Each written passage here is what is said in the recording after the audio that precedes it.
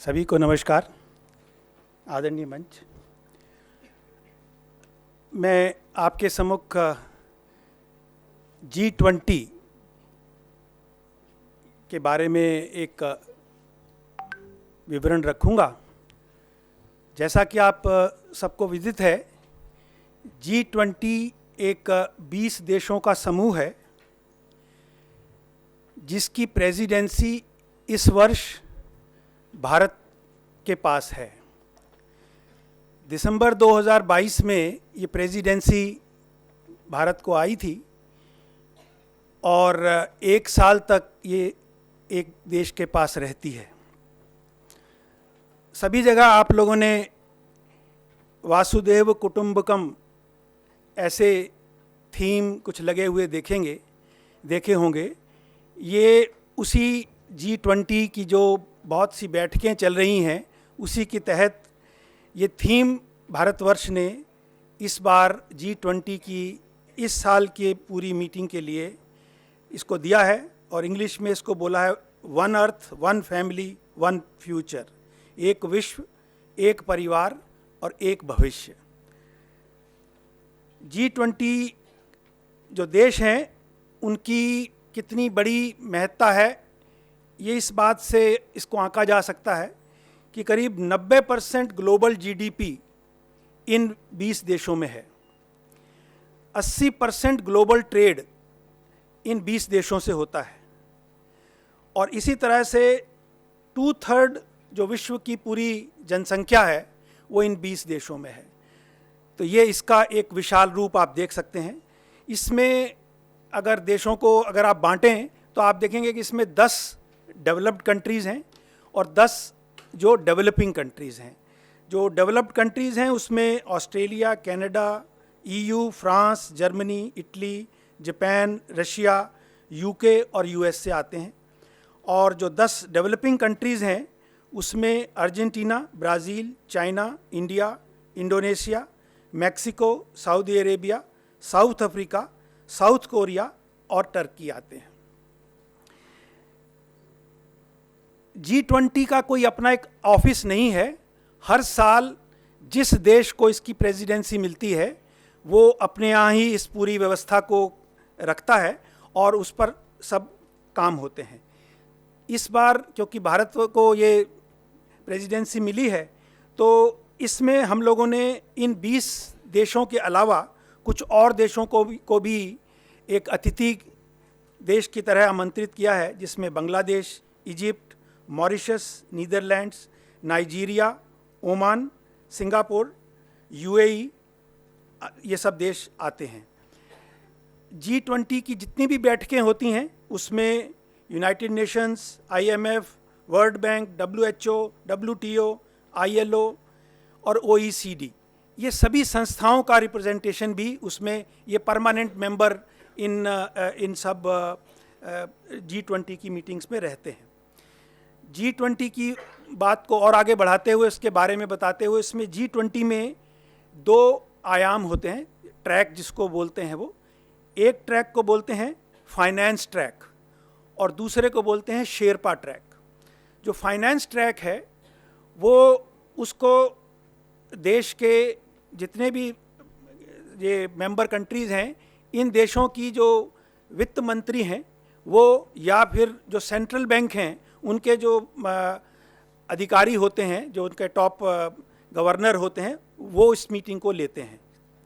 और जो शेरपा ट्रैक है उसमें हर देश अपने यहाँ से एक विशेष व्यक्ति को ये जिम्मेदारी देता है। तो इस साल जैसे ये हमारी शेरपा ट्रैक के लिए भारतवर्ष में अमिताभ कांत जी एक हमारे इस G20 के शेरपा हैं। पूरे G20 की जितनी बैठकें होती हैं इसमें 20 विषय, विशेष रूप से विषय आधारित सारी ये मीटिंगें होती हैं, जिसमें पूरे हर देश जितने मेंबर कंट्रीज़ हैं उनके प्रतिनिधि उसमें भाग लेते हैं और विभिन्न विषयों पर जो इनके मैनेजर सबको बताया कि विषय आधारित ये बैठकें होती हैं, तो उन विषयों पर एक आपस में चर्चा कर कर कुछ एक सहमति बनाने की एक तैयारी की जाती है। और उसके बाद जब ये G20 कंक्लूड होती है तो उसमें एक एंड में एक समिट होती है, कंक्लूडिंग समिट, जो दिल्ली में होने वाली है नवंबर में। वहाँ पर इन सारी मीटिंग्स के बाद जिस विषयों पर सहमति बनती है उसका एक डेक्लेरेशन होता है। तो हम एक दिल्ली डेक्लेरेशन की जल्दी ही इसमें एक्सपेक्टेशन कर रहे हैं। आज विश्व में अगर हम इसको विश्व परिवेश में पूरे G20 की बात को देखें तो पूरा विश्व एक मंदी के दौर से गुजर रहा है, जिसमें भारत को हम नहीं जोड़ेंगे। जीडीपी घट रही है और इन्फ्लेशन बढ़ रहा है। उसके अलावा दूसरी तरफ अगर हम देखें तो जलवायु और पर्यावरण जैसे बहुत ही विकट विषय हम सबके सामने मुंह भाए खड़े हैं। और विषय हैं, मल्टीनेशनल कंपनीज हैं, टेक कंपनीज हैं, ई कॉमर्स कंपनीज हैं, जो बड़ी बड़ी कंपनियां हैं। इनका जो एक आचरण है उसमें वो कहीं पर टैक्स देने को तैयार नहीं है। वो अब किसी न किसी कारण से, किसी टेक्निकल कारण से या और ज्यूरिसडिक्शन के कारण वो टैक्स देने को तैयार नहीं है। ऐसा ही एक और विषय क्रिप्टो करेंसी का आ गया है। आप देखेंगे क्रिप्टो करेंसी इस वक्त बहुत बुरी तरह से छाई है। जो हमारी ऑफिशियल करेंसीज हैं उसके ऊपर उनका प्रेशर दिखने लगा है। हालांकि अभी भारतवर्ष में उसको मान्यता नहीं मिली है, it is not a legal tender, पर इलीगल भी नहीं है। तो इस तरह की बातें अभी हैं। इन सब बातों को ध्यान में रखते हुए, इन सब विषयों को ध्यान में रखते हुए मुझे लगता है कि भारतवर्ष में इस प्रेसिडेंसी को लेकर बहुत आशाएं हैं और हमको भी बहुत आशाएं हैं कि हम इन विषयों पर ऐसी अपनी मन बनाएं, सोच बनाएं और अपने अधिकारियों से इस तरह की उनसे एक्सपेक्टेशन करें कि वो इन पर कुछ पॉजिटिव रिस्पांस हमको इन चीज़ों पर मिले। एक और शब्द आपने सुना होगा, south south cooperation. South south cooperation का मतलब होता है कि जो ऐसे विश्व को दो हिस्सों में बांटा गया है, एक जो कंट्रीज अभी डेवलपिंग हैं उनको एक तरह से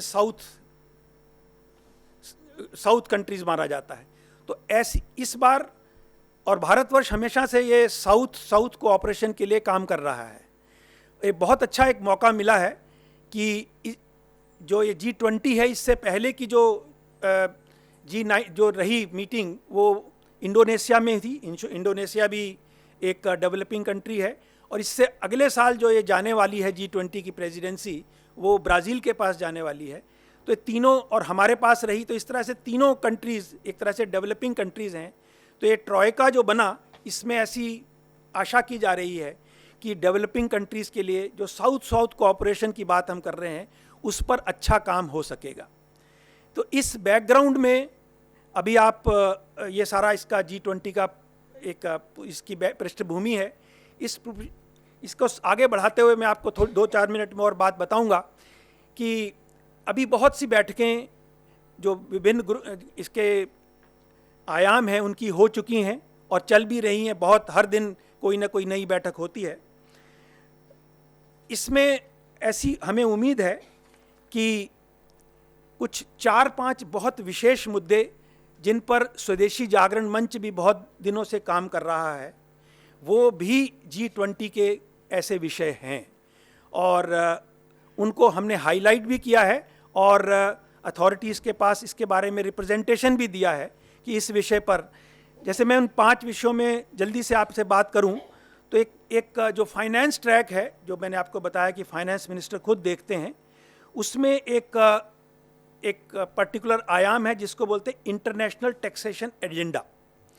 जो ये आयाम है ये सेंट्रल बैंक के डिप्यूटीज़ और फाइनेंस मिनिस्टर देखते हैं और इसमें विश्व भर में जो टैक्स के चैलेंजेस हैं, जो डिजिटलाइजेशन इकोनॉमी का हो रहा है उसके ऊपर बात होती है, टैक्स इवेजन के ऊपर बात होती है और जो टैक्स हेवन्स हैं इनको किस तरह से रोका जाए ताकि कैपिटल का फ्लाइट भी ना हो और टैक्स भी यहाँ से अपने जहाँ इनका ड्यू है वहाँ से ना भागे, इस तरह के विषय इसमें लिए जाते हैं।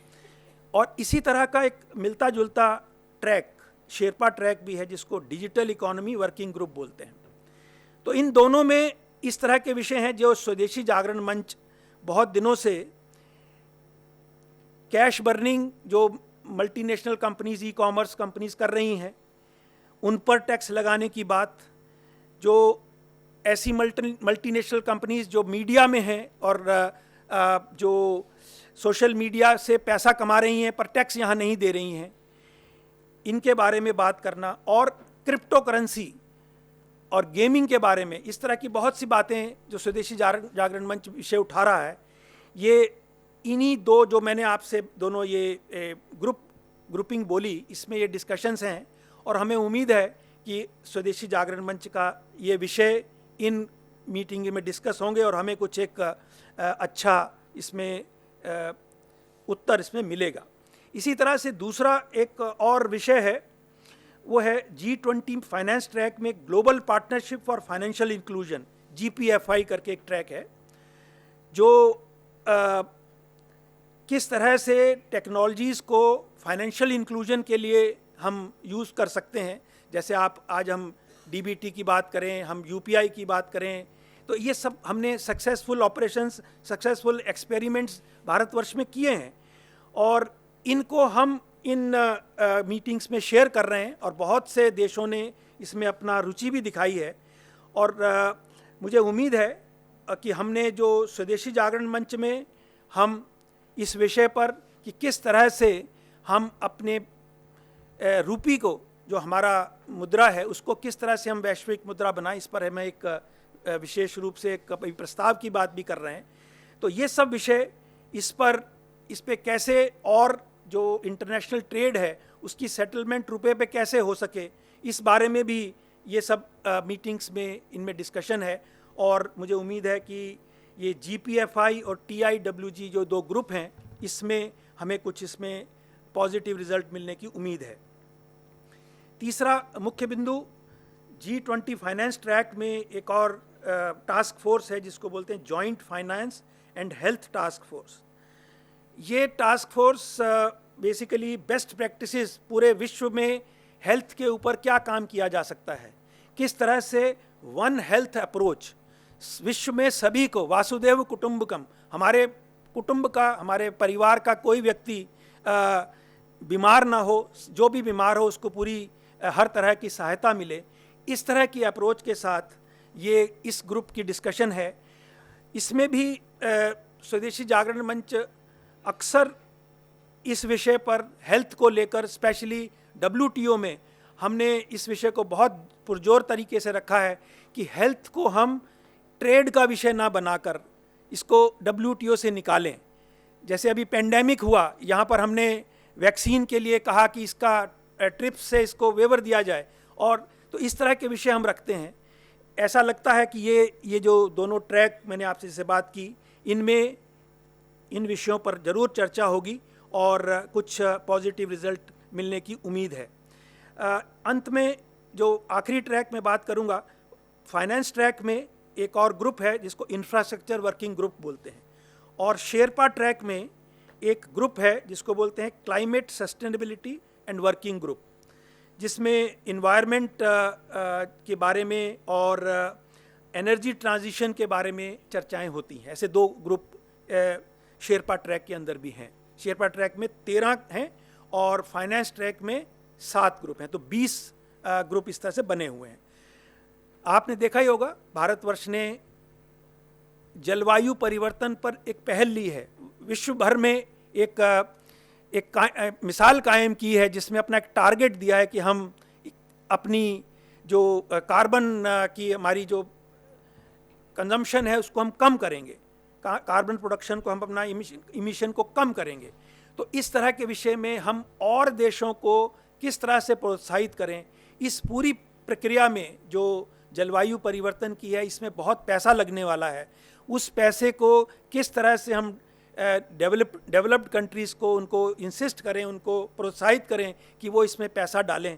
तो ऐसी चर्चाएं इन जो वर्किंग ग्रुप मैंने बताया, इनमें होने वाली हैं। और ये सभी विषय, ये सब जितनी 20 की 20 कंट्रीज़ जो मैंने आपको बताई, ये सब WTO की मेंबर भी हैं। और G20 में कोई ऐसा एग्रीमेंट नहीं होता है, उसमें एक कंसेंसस अराइव होती है।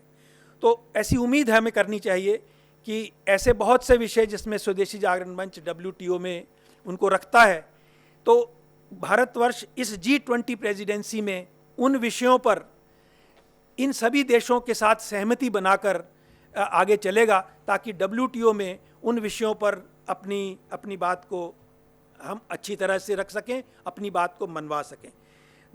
हमें पूरी उम्मीद है कि ये पांचों और रादर चारों विषय जो मैंने रखे, ये एक वासुदेव कुटुंबकम के एक बहुत अच्छे उदाहरण हैं और इसमें हमें रिजल्ट मिलने की पूरी उम्मीद है। बहुत बहुत धन्यवाद।